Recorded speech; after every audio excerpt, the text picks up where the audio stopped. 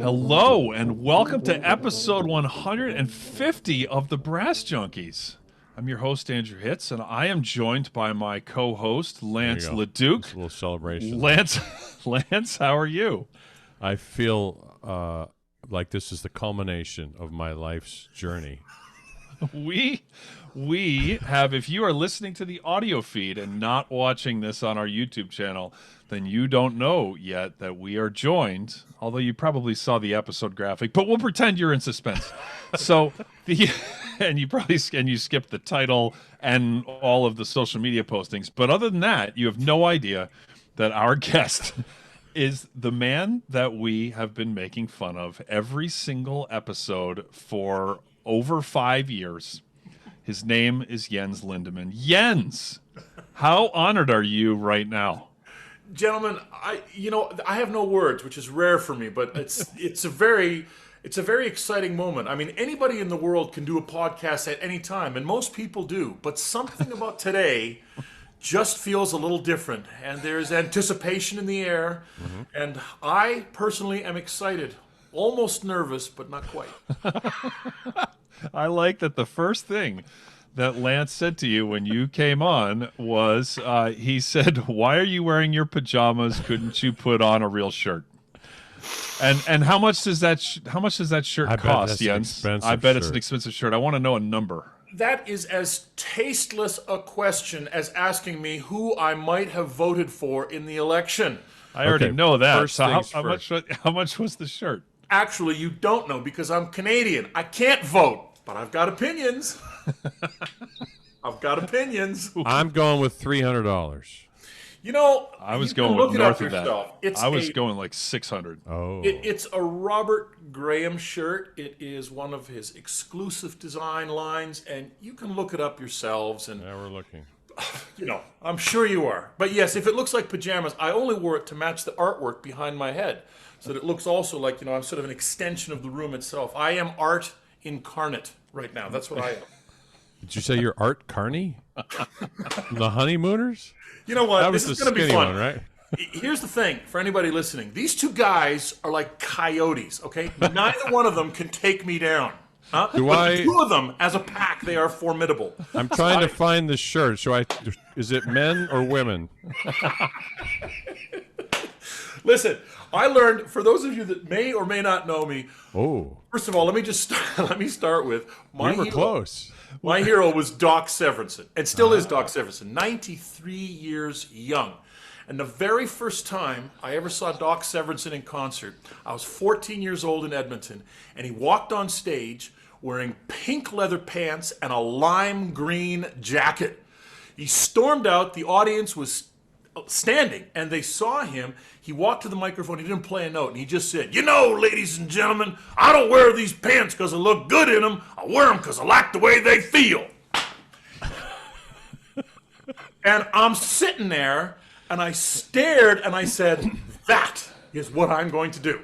Mm-hmm. That's not even a word of a lie. So, yeah, I like wearing colorful shirts. It's in fact, young kids that are listening to this, if you wear colorful clothing, if you can distract people in any way, shape, or form, they don't listen quite as carefully. This is important information.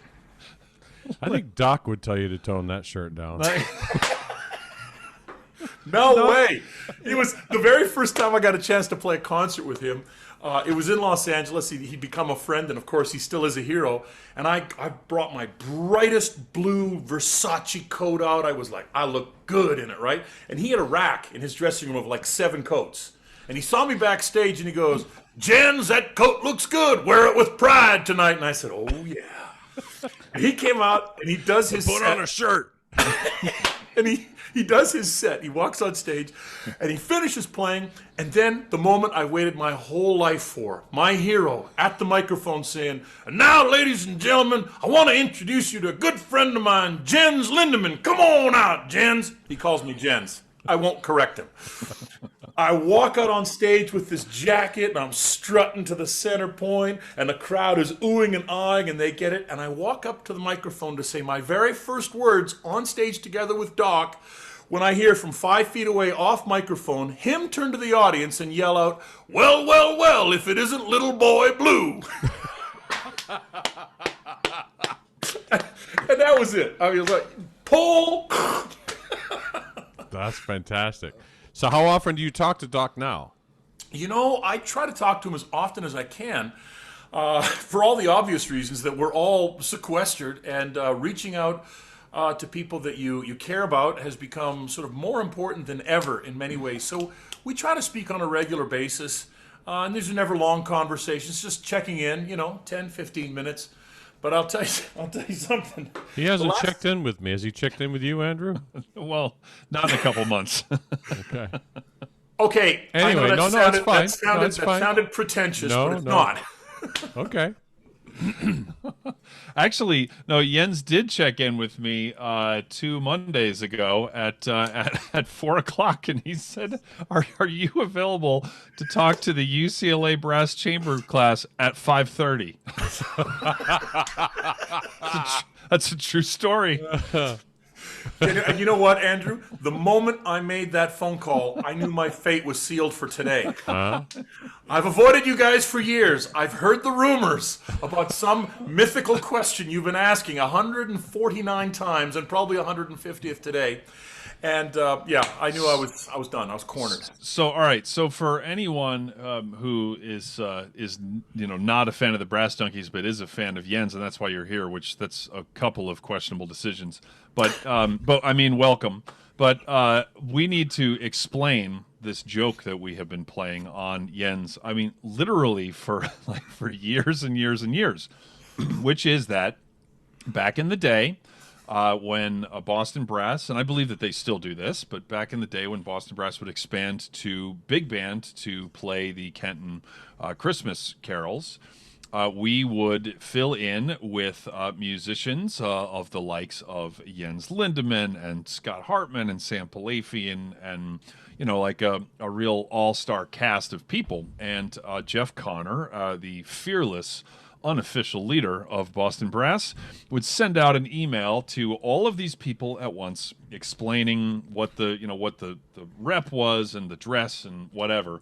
And there was at least one, I think it might have been 2 years in a row, that Jens here accidentally, in air quotes, accidentally hit reply all, which he did very much on purpose. And he always would respond to one other trumpet player and would write a personal email that was also sent to 30 other famous brass players that would say something to the effect of like, "Dear Rex, I just want you to know that I heard about the chop problems that you're going through, and I want you to know that I am here for you." Which was very funny. Like, it was I think he did that at least twice. And so we now have asked 140 something guests in a row what advice they have for Jens Lindemann for the chop problems that he's going through. And my favorite is when we prep the people. My favorite thing is that when I say, "Do you know Jens Lindemann?" and someone says no, then Lance always says, "Perfect."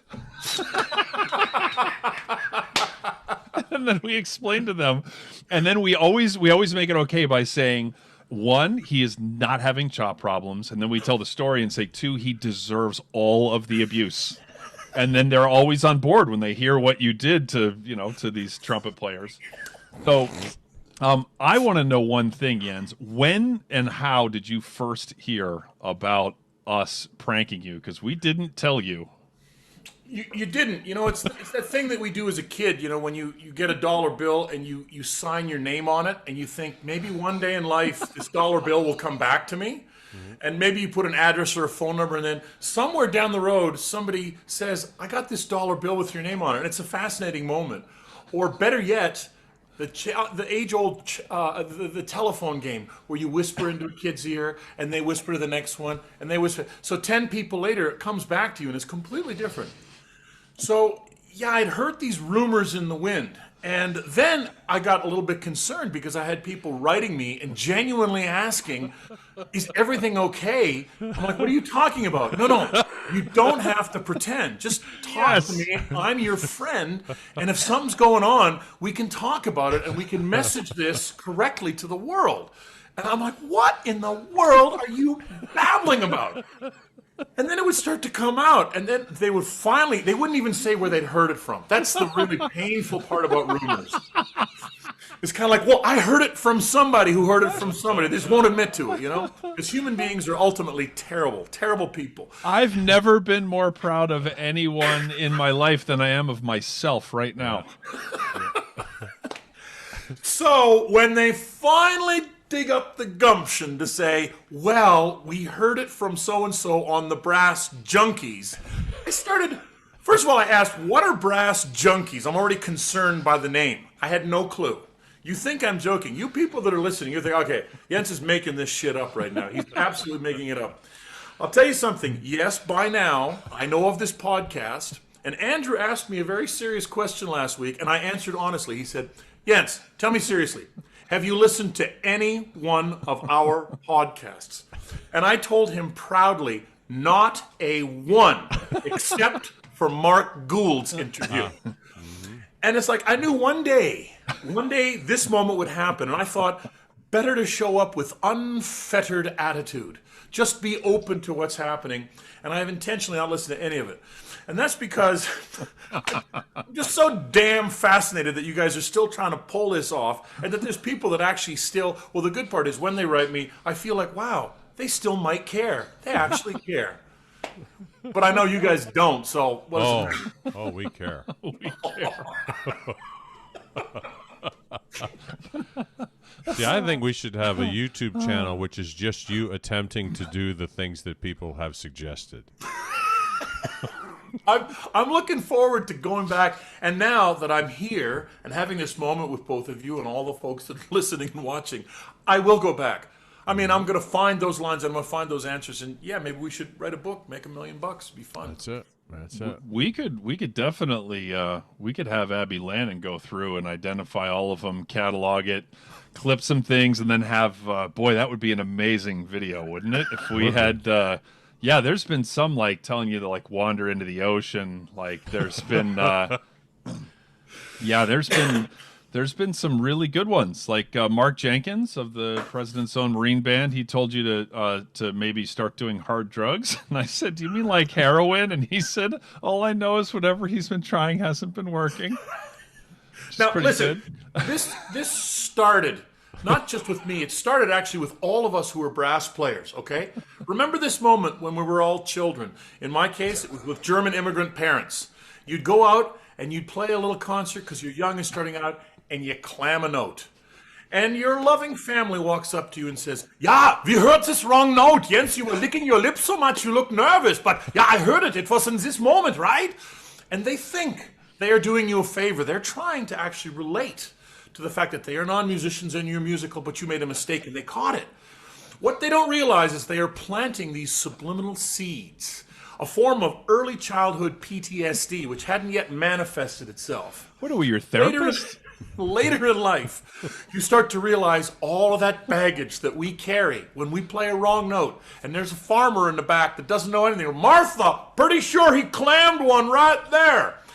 Hence, everyone is an expert. So I decided the only way to deal with this was humor. If we cannot learn to laugh at ourselves as brass players, forget it. Nobody in the world takes us seriously except other brass players. And they obviously don't care about us because they do shit like this behind our backs.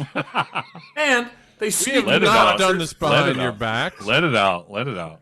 Oh, I got a lot to say today. A lot. I've waited 5 years for this. I've done all of this.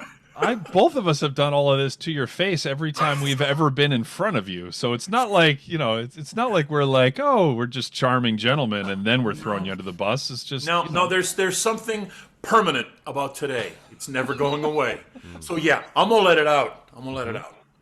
So anyway, humor is one of the first things I learned, and I learned it in all seriousness from Doc Severinsen. And people that think often, when you think of Doc, if your first thought is, oh, he's that really funny guy on the Tonight Show band with the crazy loud coats and he's never serious, well, then you don't know Doc. See how I did that? A little subtle play on words without using foul language. The point is, if you can disarm people and make them feel comfortable, like every orchestra I ever go rehearse with, within the first 5 minutes, I crack a joke. in rehearsal. I literally see half of the orchestra slapping their thighs like, finally. I see the other half stiffen up like, he's not being serious. We're at the symphony right now. And I love watching that reaction because seriously, if we cannot learn to make fun of ourselves, we miss the whole point. We really do. Amen to that. Well, see, it also, I was logging into Libsyn because we're closing in on about 300,000 listens. So there's about 300,000 instances of people getting to hear about your face. And it's more than that. Remember, they changed the stats. That's like the true. first year and a half, it isn't even included in that because they changed the So it's Getting even to more than half that. a million people. Yeah. You know. And with SoundCloud That's how and much everything love else, we have for you. We've been so concerned for. Think of this as an intervention. You know, kids out there, and you two big kids on the other side of this camera. You have The people in the genesis room of with you. that line, the genesis of that line is one of the oldest jokes in brass history. A couple guys get together, say, "What you been up to, man?" "Oh, not too much, not too much. How about you?" He said, "What? You didn't hear?" He said, "No." "Well, Phil Smith got sick. I played for the New York Philharmonic. I subbed for a week. You must have heard about that." "I didn't hear about that. That's great. What else you been doing?" "What? You didn't hear? Doc Severinsen, he took ill. I played the Tonight Show band on TV. I was the band leader for a week and a half. You didn't hear about that?" "I didn't hear about that. That's awesome. Man, what else could you be doing?" "What? I played the national anthem at the Olympics. 1 billion people saw me on TV. Dude, you must have heard about that." "I didn't hear about that at all. That is amazing. I'm so happy for you. What else you been doing?" So, "Well, not so much lately. I've been having some chop problems." "Oh yeah, I heard about that." So, use it. I like that the first time that I saw you after we started that, which was like a few years in, was at Kevin Jibo's wedding. And Jens came up to me. First of all, a shout out to Jibo because Jibo didn't put Jens at the fun table, which was hilarious. I was like, I was with Snedeker. I was with a whole bunch of and Jens was very mad that he was put at a more serious people like talking about art and like meaning of life and all that stuff, and we were telling chop jokes. But Jens comes over, and in front of all these brass players, he tried to look mad at me about he was like you've been making fun of me and then. And the whole table is like put on pause, and I got in his face and I said, "Jens, we have had the best brass players in the world all talking about you, and that's your damn dream." And he goes, "Yeah, it's true." And that was our hello. So yep. So there you go. Well, I got nothing. And you're right. The bottom line in show business is it doesn't matter what they're saying as long as they're talking about you. See? That's right. Working for you, Jens. And then Jens also did the tacky thing where he just grabbed a chair and he just changed tables. He just suddenly our table of 12 had 13. He's like, "I'm at the fun table now." I was like, "Well, there you go." Hey, Andrew, tell the story about when Jens kicked the stand. Oh, you mean that clip on YouTube with the rhythm and brass where at the end he famously likes to do the splits, and when he accidentally kicks a music stand over and then tries to look all cool like that was part of the deal, and they're all looking at him like questioning the life decisions that led to them inviting him up on stage. I don't know which clip you're talking about, Lance. Make sure. Listen, okay, we're having open story day and honesty day. Let me tell you about an honest moment that I had. Speaking of kicking stands, and check this story carefully and use it when required because it's a good one. So I fly from California to Sydney, Australia for the International Trumpet Guild Conference, right? Now, we've all traveled a lot. All three of us have done a fair bit of touring, and we understand how your chops are affected by time zones and barometric pressure, altitude, all that. And you get used to it. Like it's very difficult at first, but then you get experience doing that. Sure. So I show up in Sydney, and I'm to play a recital, okay, with piano. Great piano player, me, a lot of very, very friendly trumpet players in the audience, and I start off with the Peter Maxwell Davies Sonata. Who's it by? Number 1. Very difficult piece. Very difficult. But played it my whole life, and I'm going to play this. I'm going to play something really contemporary and serious, and then gradually lighten the program and do other things. So I'm halfway through the first movement of the Peter Maxwell Davies, and I start realizing I'm in trouble. My body is not really working today, and I've got two more very difficult movements coming. And as I get to near the end of the movement, I'm in near panic mode. Now, kids, listen carefully. This is where experience comes in. I realize that if I seriously try to play these next two movements, it's not going to go well. So at the end of the first movement, there's this furious part on the trumpet, and then the piano goes, dung, dung, dung, dung, dung, dung, dung, dung. And when she hits the last note, dung, I kicked the music stand and it flew forward. And there was total silence and papers flying all over the place and people were just stunned. I stared at the audience and was like, we're moving on. And they thought it was part of the show. And that's what I was intending to do. I snatched victory from the jaws of defeat with one mighty kick of a music stand. And I moved on, and the rest of it was fine. But I didn't know this was like an ongoing thing. So have you, how many, is that the second or the 44th stand that you've kicked? I can proudly say it's actually the only time in my life I've done it intentionally. But it's because I needed a parachute right then and there, you know. There's no sense, especially when you're playing a concert, one of the things you learn early on is that you think it's all about the heroic aspect of playing a brass instrument. I shall do something mighty and difficult, and I shall survive. Nay, I shall conquer the moment. Only trumpet players think that way yet. I mean, we're playing the euphonium and the tuba here. We're like, I'm hungry. You hungry? I'm politely adding both of you to the conversation. Tuba plays 1-5-1-5 in polka bands, and euphonium, as Pat Sheridan so famously likes to quote, is Latin for unemployable. That being said, you know where Pat got that line? He got it from Lance. No doubt. He got it from Lance. Anyway, when you're playing a concert, honesty is really important. As with human nature, just talking to people, the audience can feel how you feel, not just how you play. I think kids, when they're practicing to get ready for performances, they become really obsessed with the rightness of their playing, and not really in the overall message that they're sending. So you have to show some credibility to say, I'm doing the best I can, and most of it will be okay because I've done my work, and there's going to be some live human moments.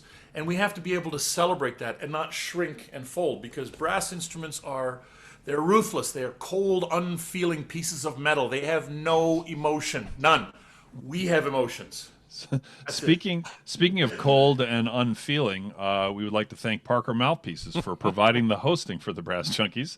Parker Mouthpieces offers fine, customizable component mouthpieces for horn, trombone, euphonium, and tuba, including the Andrew Hitz Artist Model tuba mouthpiece and the Lance LaDuke Model euphonium mouthpiece. You can find out more at parkermouthpieces.com or follow them on Facebook, Instagram, and Twitter. Wow. So, Jens, it's a matter of at risk of veering into actual content. Yeah, that last part bordered on it. That's why I wanted to distract. What you're talking about, I think, is that if you're on the audience's side and you perceive that there's something going wrong on stage and the performer doesn't call it and own it, then that's very uncomfortable for the audience members. If you call it and own it, then you've completely taken back control of the room. Correct. One of the things I also learned early on with my career in the Canadian brass was you start to do these concerts, as we know. You've toured a lot as well. You know your show. And early on in my career, I made the point of, at some point in the concert, looking at somebody in the audience. Could be a man or a woman or a child, just for a moment making actual eye contact in the show. Thinking, well, this would be something different to do. The instant I ever tried that, it was an incredibly uncomfortable thing for both of us. What we have to understand is that we're like fish in a bowl, okay? The audience wants to watch us, but they don't want us to know that they are watching us. There is a separation, an agreement that we have that we are to be observed. And I mean that both from an audio perspective and a visual perspective, pardon me. So to your point, Lance, we all have moments on stage. It's like, oh, that's not really well, then the optimist in us should take over and say, I'm going to make up for that. But if we show fear or panic in any way, the audience not only will not empathize, they will become uncomfortable. And it's not right for us to do that to them. So yeah, to your point, own it. It happened, move on. And there's ways to make a mistake. We've all taught enough students. I will often say to a student, there's two ways you can hear a mistake. There's a mistake, and we will all make mistakes. There's a mistake that when you play it, I worry for you because I could see that something was wrong with the setup, there was tension in your body, and the mistake happened, and it was a self-fulfilling prophecy. And the other kind of mistake is one that happens, but it literally feels like something, like a little speed bump. You're driving, that happened, and it's now behind you. And you give off, it's like you yourself as the performer feel surprised that a mistake happened because we should have the expectation of perfection. We can never get there, and that's the beauty of music because you never stop trying to make things better. Doc Severinsen is still trying to improve at the age of 93. And if you get to talk to him sometime, he has all the enthusiasm of a 14-year-old kid talking about lead pipes and tapers and bell flares. He's a total brass junkie. See how I threw that in? Yeah. So that kind of honesty is very important, and we can learn to develop that through humor. First of all, laugh at yourselves often, and things will go much better the next time, I can promise you. So how do you address this with your students when you feel like they're obsessing too much about the right or wrong notes? Well, the first thing I like to tell them is that when you're preparing for a performance, whatever happens in that performance, like we could take the topic of nervousness, for instance. How often do we hear, oh, I get nervous on stage, I have fearful problems? My first response to that is I simply say the only reason you are nervous to do anything on stage is because you are unprepared. And I don't mean that to sound like I'm being a parent and you don't talk back to me, I'm going to tell you something and you have no rights. That is in fact the truth. Now, how do you know you're unprepared? It's like experience. You can't have experience until you've actually experienced something. So knowing that you're unprepared will only happen once that occurs on stage. The takeaway has to be to go back and be very honest with yourself and say, where were the moments that I got uncomfortable?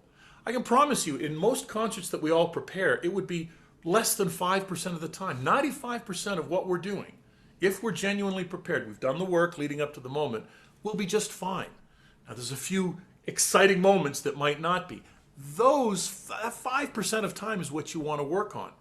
All of a sudden, you take ownership over your own fears, your own nervousness, and you have a plan. That's how you're going to start addressing it. And it will improve. We just don't focus enough on those little moments that we actually genuinely have to fix. And I'll leave it with this last thought. When you reach the end of your technique or your range or wherever you're making a mistake, I never see that as an impediment. I see that as an opportunity to learn something. You haven't hit the end, you've hit the beginning of something new and cool that you can work on. And that's what you glean through performance and experience and the highs and the lows that come with all of that. So your career is one. A lot of times in schools of music, we train students to go into fields where they're chosen for a thing, they win a thing. And your career has not gone in that way. I don't mean that there aren't auditions that you've won, but your path is one that you've created largely.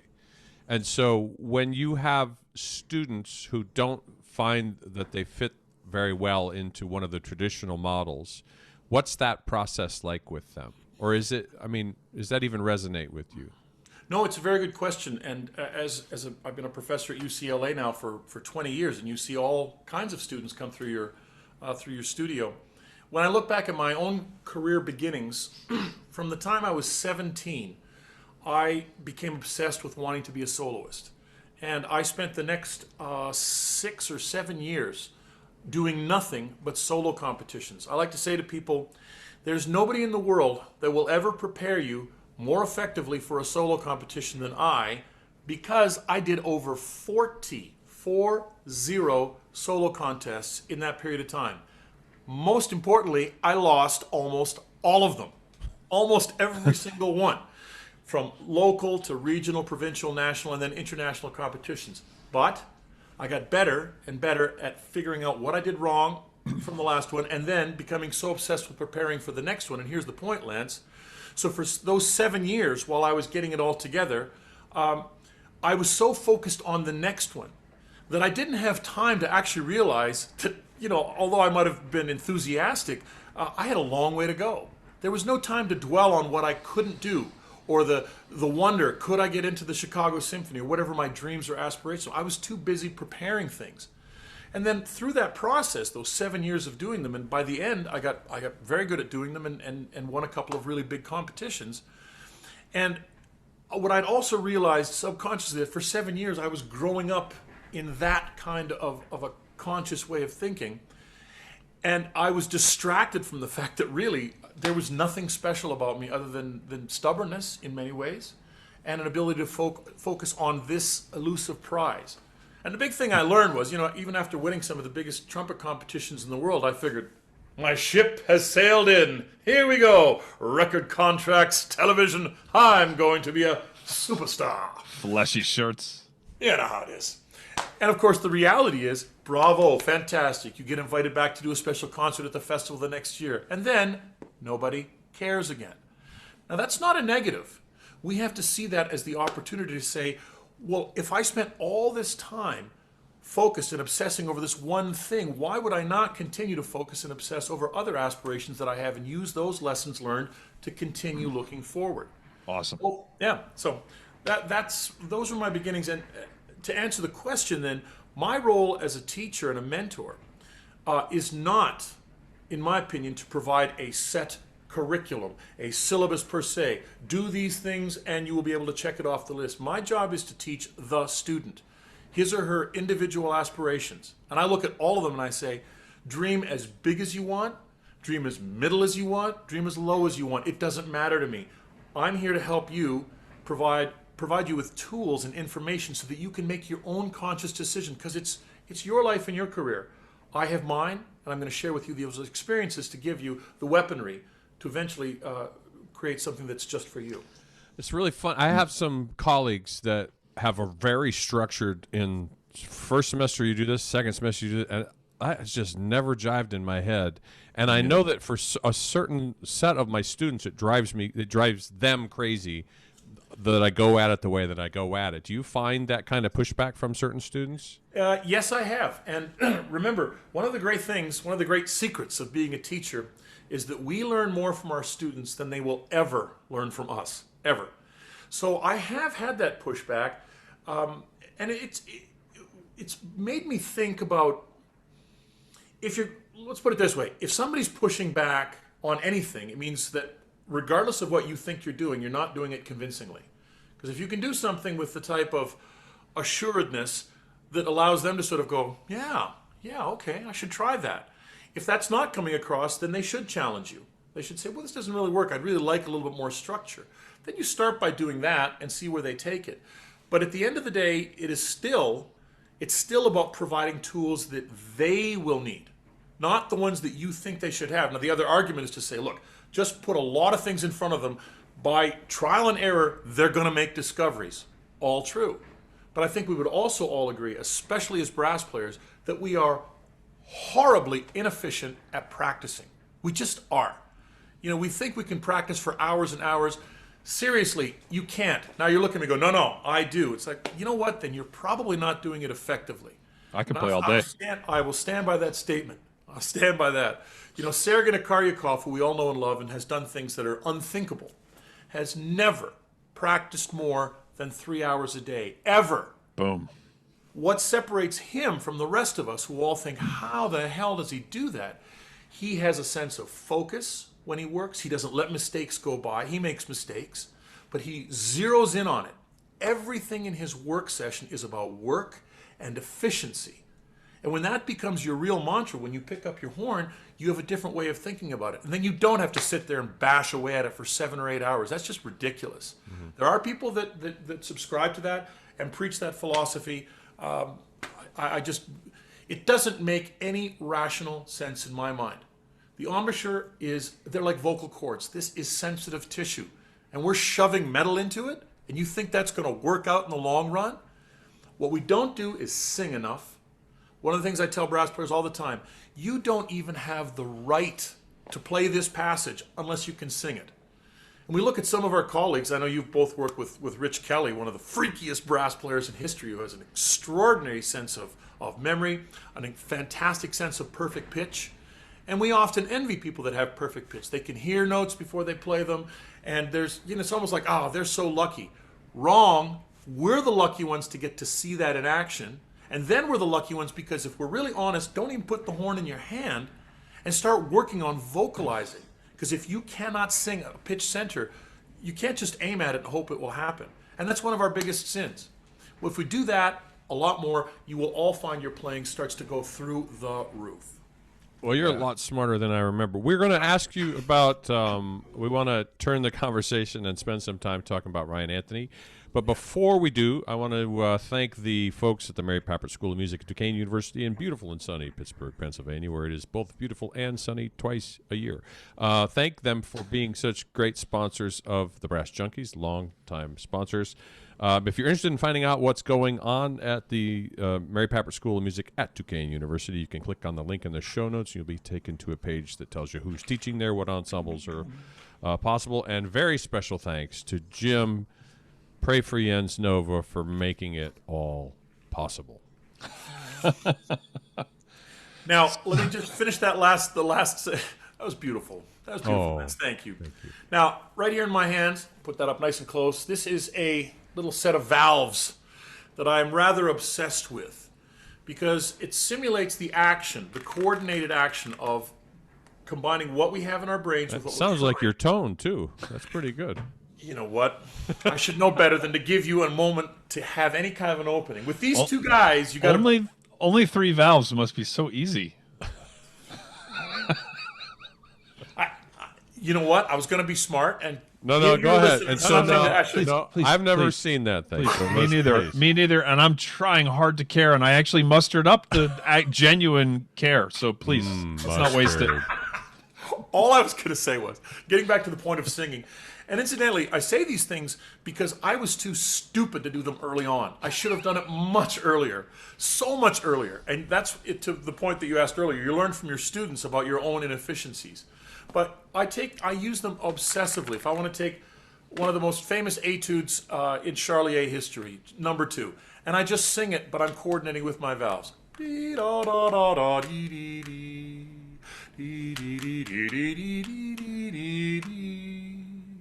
All right.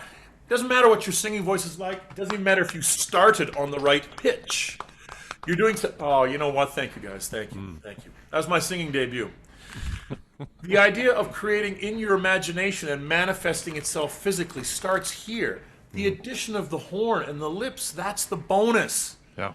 We don't spend nearly enough time doing this. Have you guys interviewed Wycliffe Gordon yet? Not yet. He's very much on the list. He wrote a book which was called Sing It First. In fact, I don't think there's one trombone exercise in it.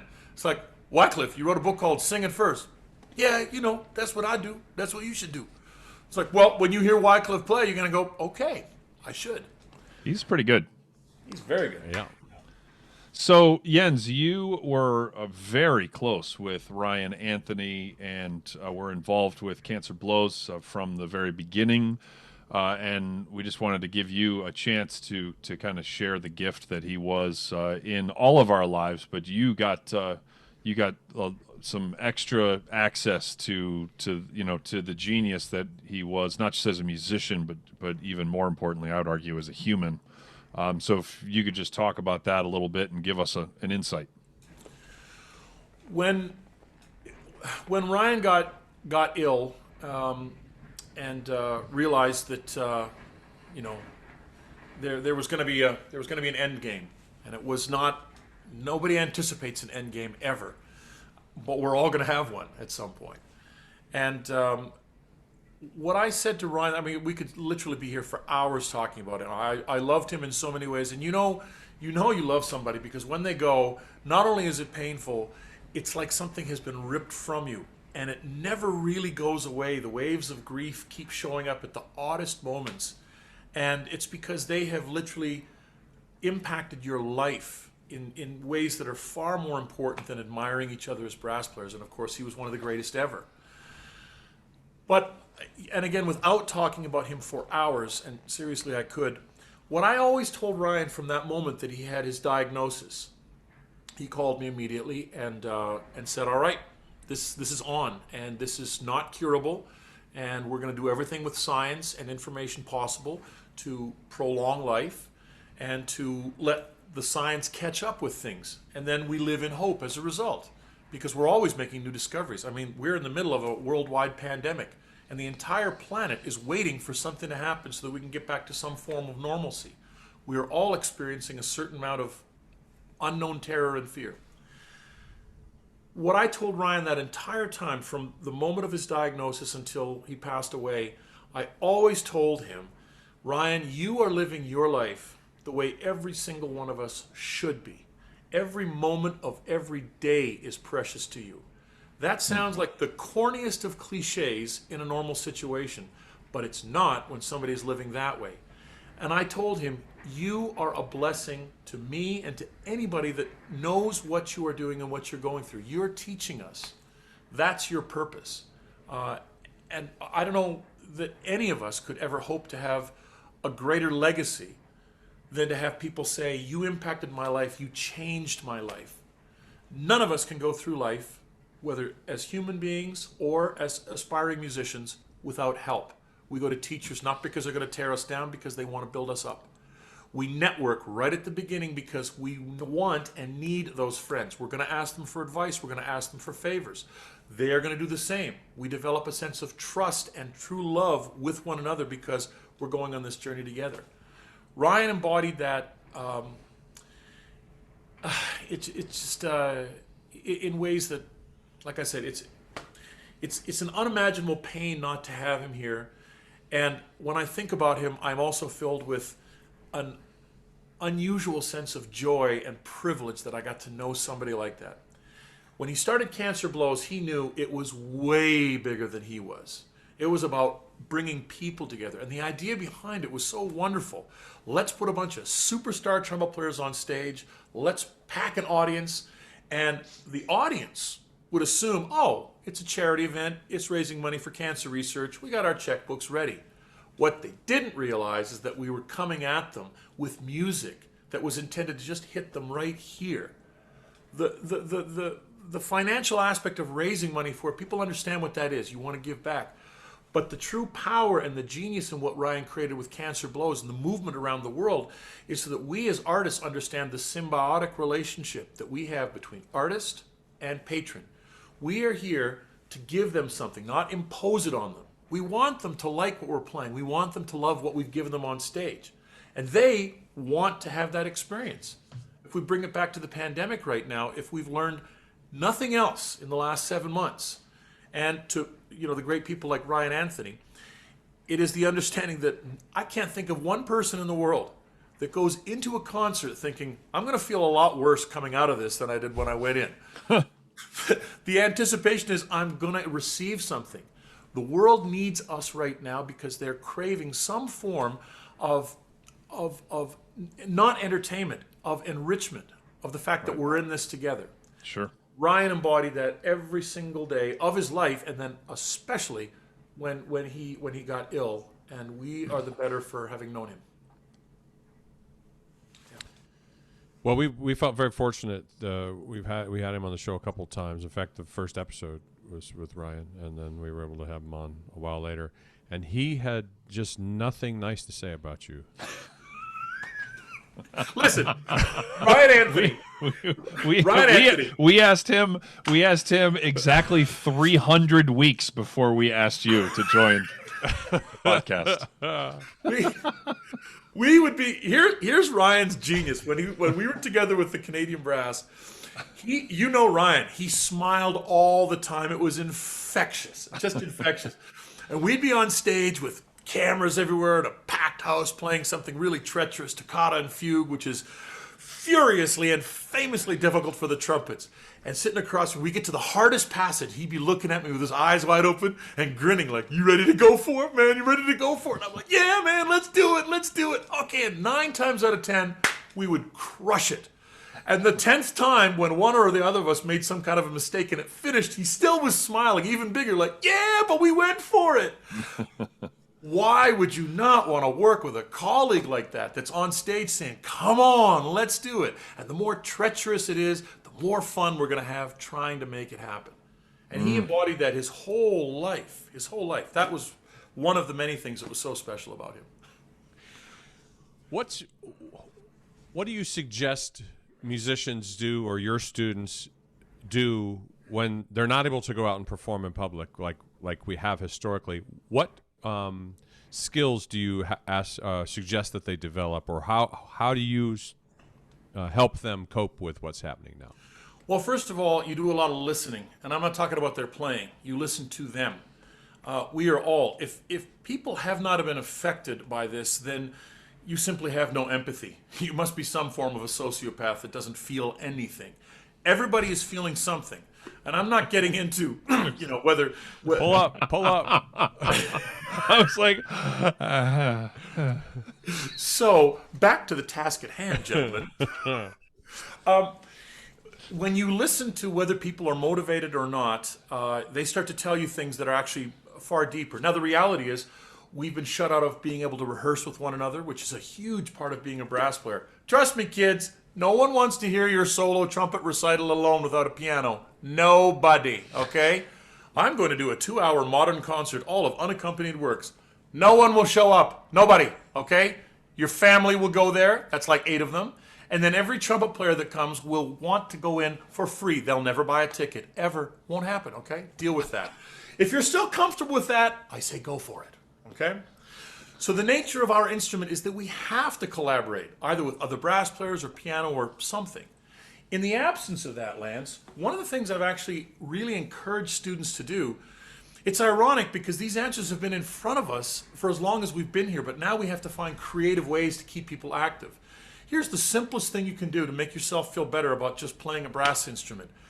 Go somewhere where you can play in a space that reverberates with like 8 seconds. A stairwell, an underground parkade, some kind of a room that has that. And don't sit there and go, oh, it's too swimmy in here. I can't hear the accuracy. Who cares? You're going to hear yourself, the glory of your own sound reverberating off of walls. Everybody loves that feeling. And you have to do that just even a little bit. Doc Severinsen has done it his whole life. That's one of the first things I tell young players. Do all your practicing, be very focused with your use of time, but then also go to a place where it just feels like so much more is taking place than actually is. You will feel better about yourself. It's therapeutic. I remember I was playing with the brass band of Battle Creek when the first time Doc soloed, and there was just such a gas. I mean, this guy was like a hero since I could walk, just like my parents were huge Tonight Show fans, but one of my lasting memories was him playing in the stairwell. Yeah. Like you could just hear him. Does that everywhere he goes. It was just like this beautiful, beautiful sound, and just like it's when you said that, it's just like had this instant flash. Well, and another idea, just as we were talking about it, if that's sort of an impossibility to find a place that does that, well, every one of us, students included, have become far more adept at even the most basic form of technology, okay? So we all have at least some kind of a $50 USB camera. You can go way up from there, but that's sort of entry point. Using just your computer speaker is pretty much a waste of time. A tiny investment. Then further, there are so many apps that you can work with where you could run your sound through that app. Now, add a $60 or $80 external speaker, not a sound system, just a sound bar. There's different companies that make them, and now you can amplify your own sound. Play into your own sound system, and then turn the reverb on heavy. Make it feel really swimmy and big, and you will turn your dry little apartment into this place where you just feel like sound is all around you. These are important things to do because it literally allows the soul to sort of purge itself of all the anxiety that we're feeling. I know that sounds, like Sunday morning sermon. Oh, it is Sunday morning. But there's a lot of truth to that. How we feel about how we feel about our playing is really, really critical in this time, Lance. And I think that kind of creative thinking is what will help all of us out of it. Well, I was about to completely change the subject because Yen's talking about a sermon. We we in Boston Brass many years ago we were outside of Detroit and we were encoring for I think Lance was in the band at this point, but for the Kenton show we were encoring with Motown Jingle Bells, Oh yeah, and I remember. Jens had a wireless microphone, which is, I think we actually added in the rider that wireless microphones were not okay for this specific show because of Jens.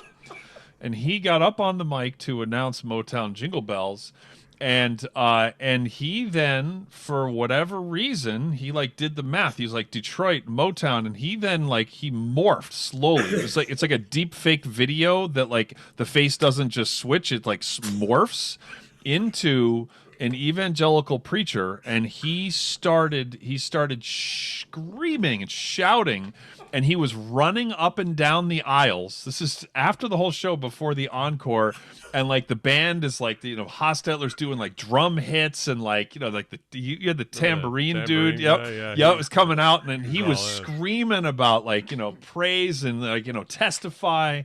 That was 5 of the most bizarre minutes of my life. That was wackadoodle. I mean, I don't know. It's been a long time since I've been on the stage with those nuts, but those were completely crazy concerts, weren't they? Yeah. Let's agree it was unscripted, and it was very honest, and it was very spontaneous and very in the moment. I will agree with all of those things. Whether it was right or not, we can discuss that after the fact. The fact that we're discussing it years later is probably a good sign. I mean, for instance, Boston Brass didn't go out of business the next day, so we didn't cripple the brand, and people remembered the concert.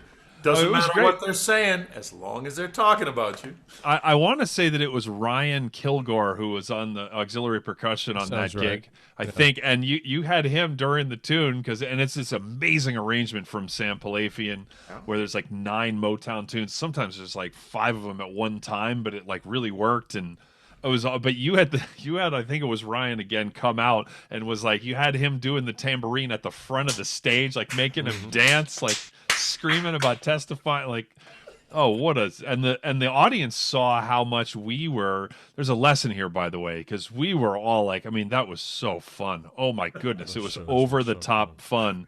And I was beaming and I was laughing and I was like almost falling out of my chair. And then when I did almost fall out of my chair, I was like, yeah, are we going to get sued? I don't think so. Like, all right, let's just enjoy this.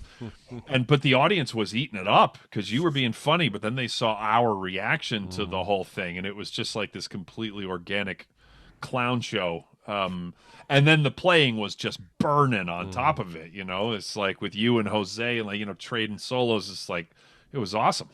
And that is exactly the point, especially for younger players that are watching this conversation between the three of us going, what on earth are they talking about? When you can do anything to disarm the audience and make them feel like, we certainly weren't making people feel uncomfortable. We were doing what people do all the time when they're watching sporting events. Imagine how worked up we all get when our favorite team is like, they made it through the next round. They won the championship. We go crazy for 2 or 3 days, and then guess what? It goes away. Because guess what? It had nothing to do with us. It was young athletes who won this thing that did all the work. We lived vicariously through that excitement. That is the exact same tenet that we have to have in our minds as musicians. Yeah. You can't overwhelm people with that, 24/7. But if you pace your performances and know exactly when you want and need that moment to happen, the audience will embrace it. And again, you can go too far. You have to experiment. See, that might have been a bit over the top. Let's rail it back in. Or better yet, maybe you make a discovery and go, wait a minute, we're on to something here. Why do you think the Canadian Brass walked in from the back of the hall their entire career? They got locked out. Exactly. Well, what's that? They got locked out. No? You know what? Once again, I breathed and give Lance just a breath, and he'll take it. And then you got nothing. You're standing there, weaponless. They do it to disarm the audience. They are smiling before you've even walked on stage. Yeah. And you know what? We weren't doing anything profound. This is a New Orleans funeral march. It's happened in brass history for hundreds of years. So why would we deny the audience the experience of what it is that makes us special as brass players and what's historically part of our legacy to begin with? And that includes Sorry, I got way sidetracked there. The point being that when you decide to do something with humor, you have to back it up with playing. Yeah. One of the great groups that we all admire, the Mouthpieces Brass. That is playing of the highest level. Not one person would say, "Oh, their playing was a little off." They are spectacular musicians, but their entire show revolves around being a comedy act. So when you first see it, you're like, I'm confused. It sounds so good, but I'm laughing. Is this wrong? And you go, no, it's not wrong for you, and it's certainly not wrong for them because that's their mantra, and they're so good at it that they win you over. It's a show, not just a concert. That's right. There's nothing wrong with just concerts, but so many musicians in our corner of the music business just play concerts. Right. And so if one way to stand out is to make it be a show, which doesn't have to be funny. There are long stretches of Mouthpieces shows where there's no laughter. I mean, like but as you said, the playing has to be impeccable always. That's like that's the cost of entry. They did something once in a show, because you really are laughing the whole time, and they played a 7-part chorale version of "My Bonnie Lies Over the Ocean." Is that the name of the folk song? Mm-hmm. And they started playing this, and the whole time I'm thinking, okay, when's it going to happen? Something's going to happen. They're going to do a thing with it. There's anticipation. They're just playing this beautiful brass chorale, perfect harmony, not loud, musical. They finish, and they stopped. And you keep thinking, what's going to happen? And that's their whole point. That's brilliant. And exactly, it is brilliant. And so that's the tenet. To your point, Andrew, doing serious things in concert has to happen because as with humor, you don't really understand humor until you understand tragedy. Both of you guys are so funny. Lance, you're one of the quickest guys on a mic I've ever seen. And that is because you can't have humor without something or someone being the object of that humor. That's what humor is. Yep. Period. And in order to do that, you have to be able to see the cracks in society and the humanity in people and things around us. And those people that can observe those little moments, they can expand that and share it with the rest of us. And we're laughing because you kind of go, of course. Right. And that's a beautiful thing and well motivated. I just wanted to let that settle, the nice thing that you said about me. I appreciate it. I dressed up for you guys today. These are my pajamas. It's not really an expensive shirt. So is there anybody on the radar? Because I felt like Mouthpieces was this like bolt of lightning, and it's just completely changed what is possible, I think. Do you see anything on the horizon that is like this? Difficult now because everything's shut, but... Yeah, I see Mouthpieces. I have long called them the gold standard, the standard bearer for brass chamber music as a holistic idea. We can have other favorite groups for this or that or the other. That's great. That's like food. You have certain tastes for certain things. But the overall meal, nobody in the world is doing it better than Mouthpieces Brass. They are the standard. And that's not just a conversation that we have to have as brass players. When a festival, no less prestigious than the Salzburg, commissions you for $500,000 to present an opera as part of they're giving you this money and saying, create a brass opera. And they do it not just once, they do it twice. Are you kidding me? Those guys are onto something. Now, what I've seen as a result of their success, perhaps, but also the way young people are listening to music differently, what gives me hope and courage is that a lot of brass players and younger generation players are really blurring the lines. What we all got into when we called it crossover, with Canadian Brass, they were the first crossover group. Crossover is so passé now because, of course, we're crossover. There's no such thing. There shouldn't be categories. Young players are doing that to an even greater degree. They're incorporating jazz, and they're incorporating R&B and rap elements and country. They don't care. They listen to all of it, and all of it's good. What we're losing, which I think is a good thing, the purists that say, I play jazz. I have to play jazz. That's what I do. I'm a jazz player, Or I'm here to get a job in the orchestra.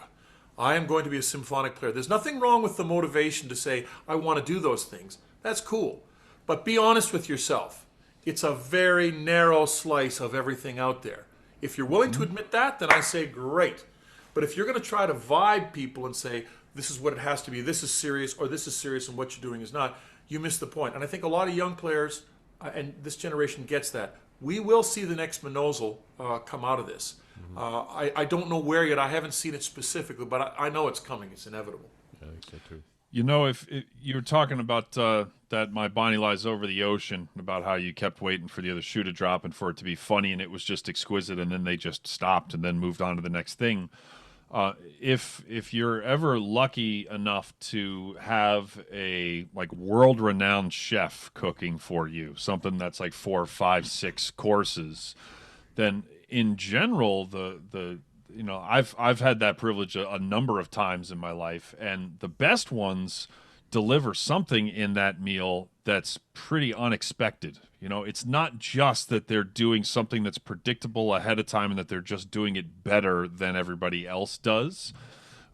There's just some sort of a curveball like that, just of flavor combinations or of what it is in the first place, or it's a dish that you expect, but it's a completely like deconstructed. What, you know, it's just there's something that they completely turn on their head that again has to work, right? The cooking, it has to taste good. It doesn't matter how clever it is if the dish doesn't, you know, isn't pleasant to look at, to taste, etc. Then so the cooking has to be great, but something that's a, you know, remarkable means worth remarking about, right? And just doing what is expected at a really high volume is pretty interchangeable at that point. And so it's like, by definition, well, even harkening back to what you said about winning those prestigious trumpet competitions, yes, that is remarkable, but someone wins that competition every year, which means in the last 10 years, 10 people have won that competition, which means it's not actually that remarkable. It's not nearly as remarkable as,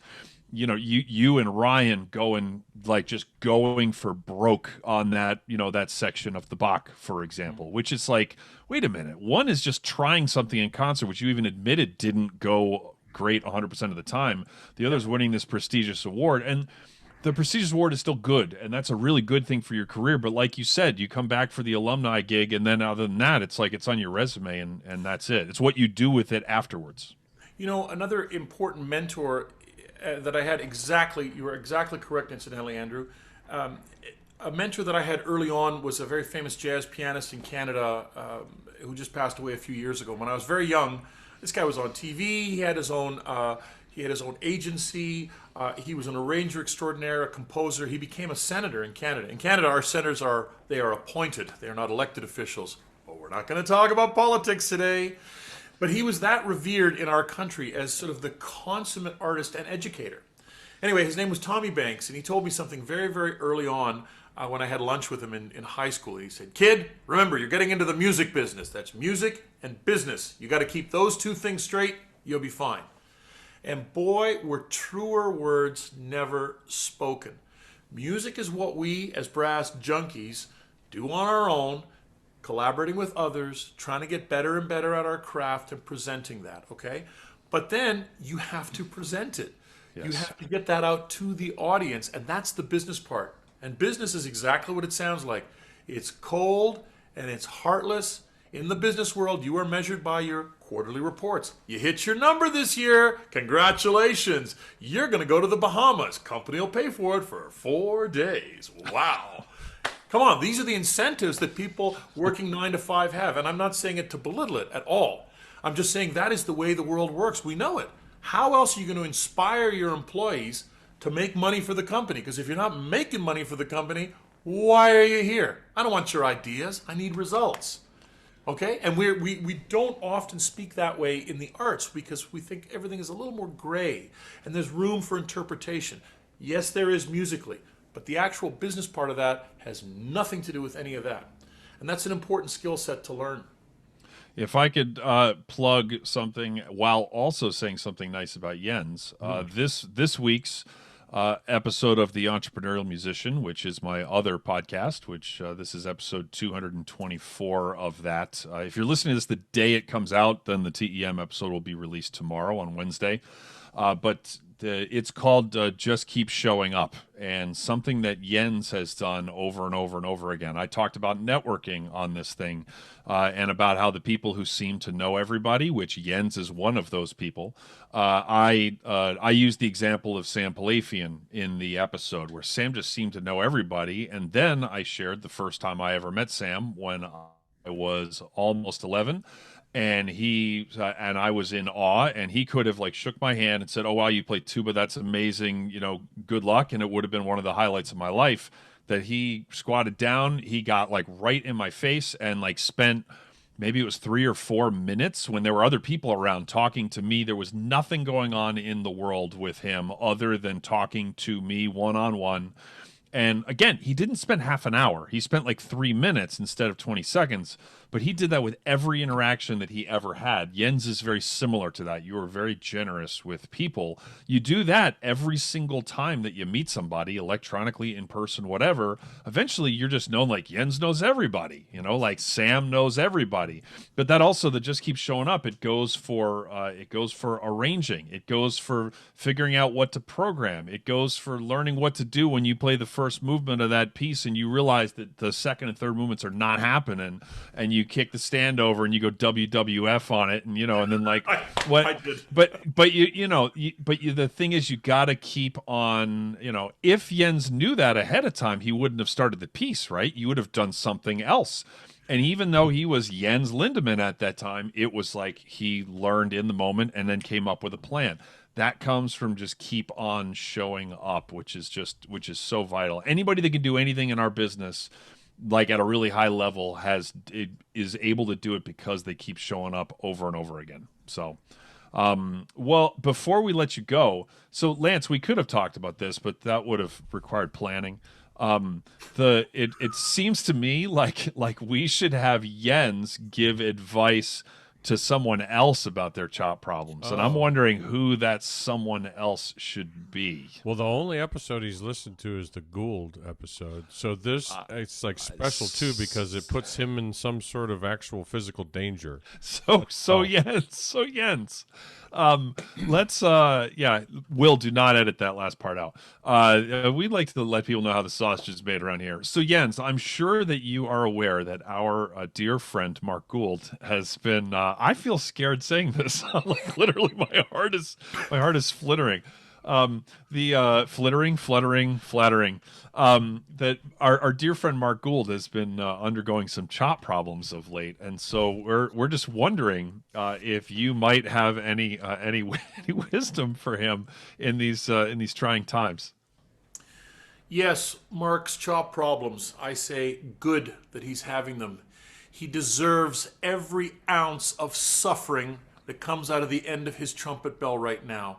The noise that he is literally trying to make spews forth in a manner that makes young people cringe, older people fear for their very lives, thinking this is the apocalypse, but it's not the way I thought it would be. It's all about to end. You know what I say to Mark? You deserve it. You deserve all of that. Your chicanery, your ability to get inside people's heads and try to scramble things up a little bit, your desire to want to create internal, long-lasting psychological harm, nay, potential danger to the point where people themselves may be considering self-harm. You, sir, deserve everything that's happening to your face right now. All of it. I have no advice for you other than keep doing what you're doing. Keep getting worse. Keep getting worse. That's what I hope and pray for you, my Jewish brother.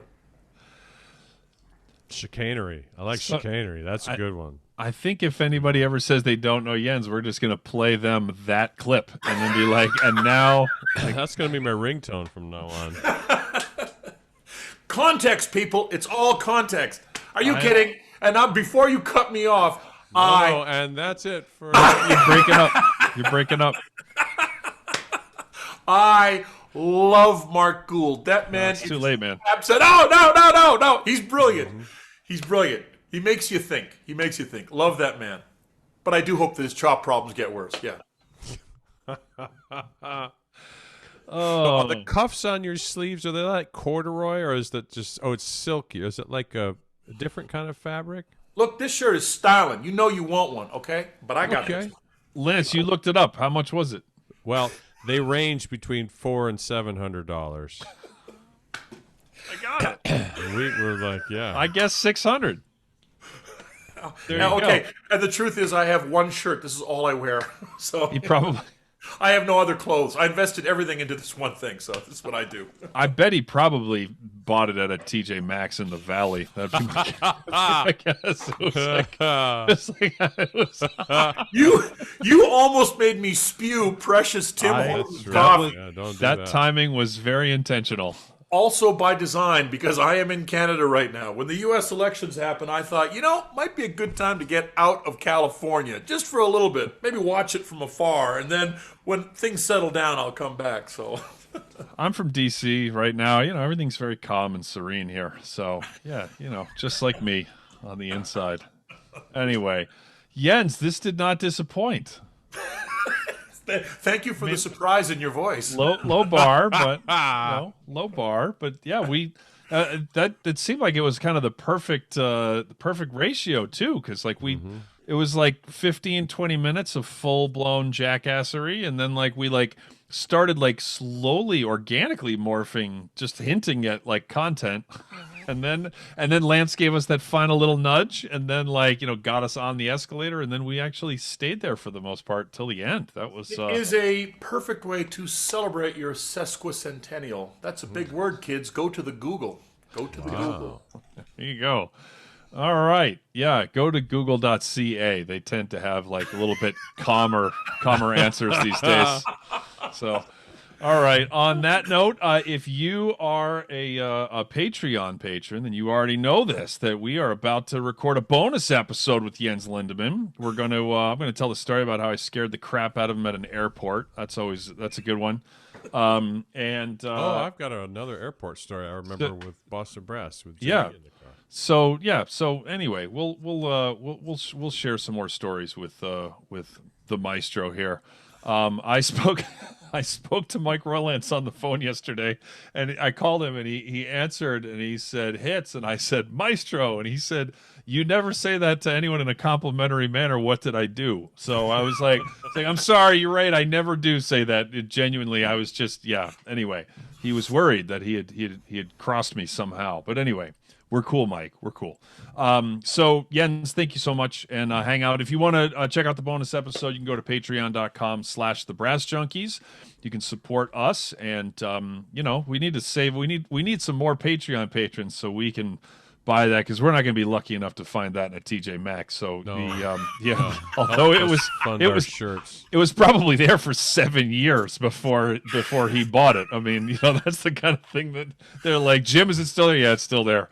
So, but then Jens came walking in. So, Kids, anyway. remember I talked about these guys as being coyotes, a formidable pack? I have no chance. I'm getting ripped to pieces and kind of enjoying it.